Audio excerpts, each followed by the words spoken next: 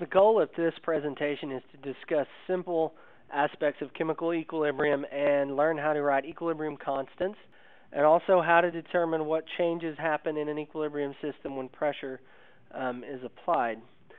And so we'll start by stating that chemical equilibrium is a state of a closed system where forward and reverse reaction rates are equal, so that we have all reactants and products ceasing to change concentration. So they are changing.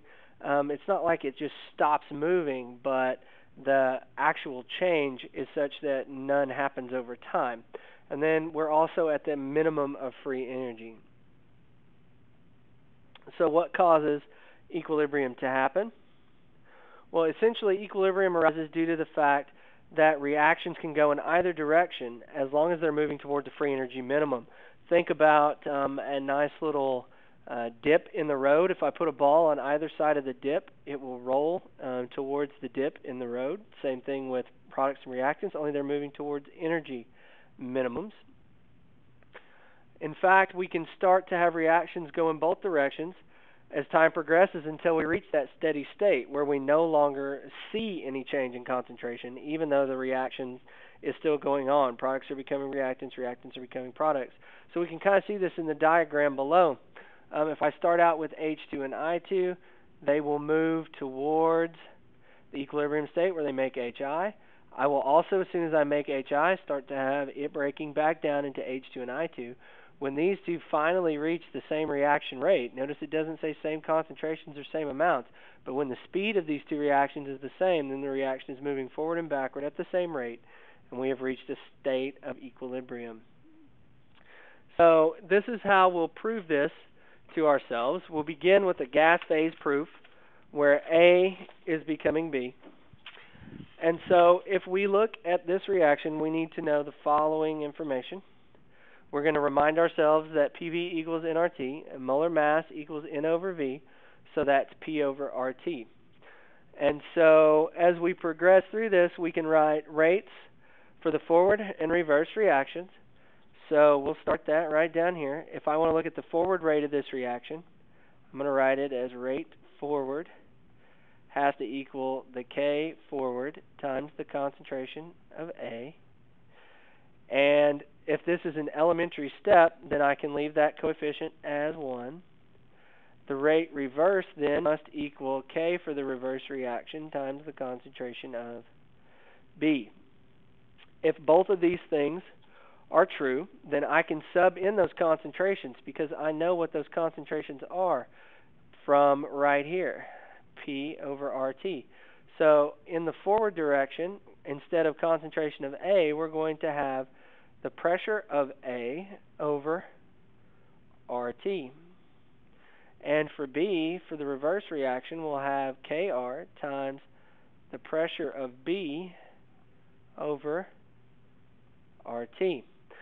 And so these are things that I know. I also know that at equilibrium, the following must be true. Rate in the forward direction must equal rate in the reverse direction. That's the definition of equilibrium.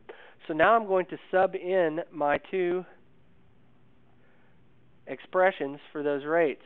So the forward rate then says that Kf times Pa over RT must equal K reverse times Pb over RT.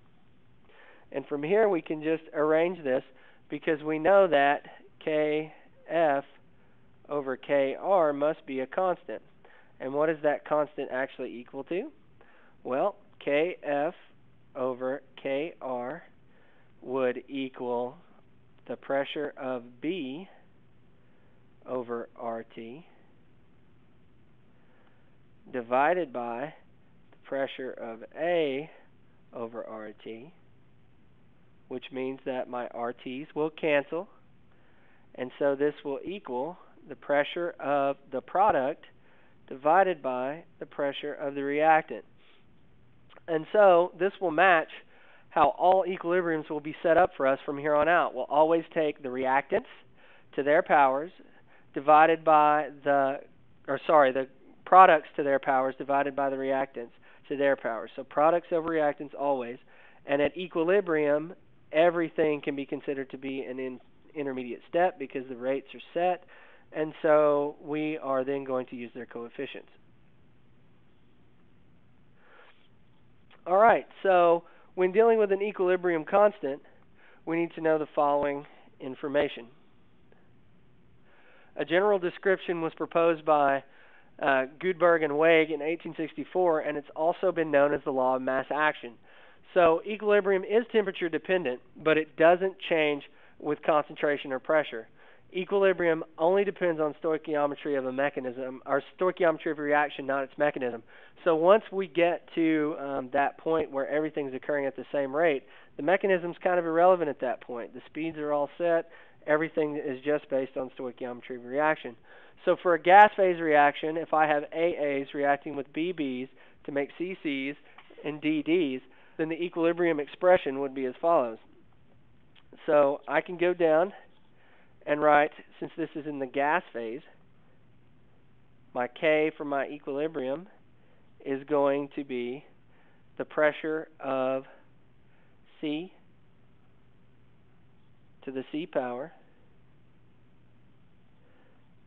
times the pressure of D to the D power products divided by reactants, which is pressure of A to the A power times pressure of B to the B power. So if I'm in gases, I can use pressures. If I happen to be operating in solution, then I can write it slightly differently. I can write that as K EQ. Oh, sorry, by the way, this would be KP. And down here for equilibrium in a solution, that's the same as saying Kc, K based on concentration, would be concentration of C to the C, concentration of D to the D, divided by concentration of A to the A times B to the B power. And so those are two ways to write it. We just call it Kc when we're dealing with solutions because solutions have concentration. And we call it Kp when we're dealing with gases because gases have pressures.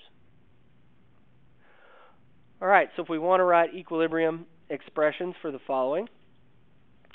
For this particular reaction, 2O3 becoming 3O2, so ozone breaking down, I can write this two ways. I can write Kp equals the pressure of O2 cubed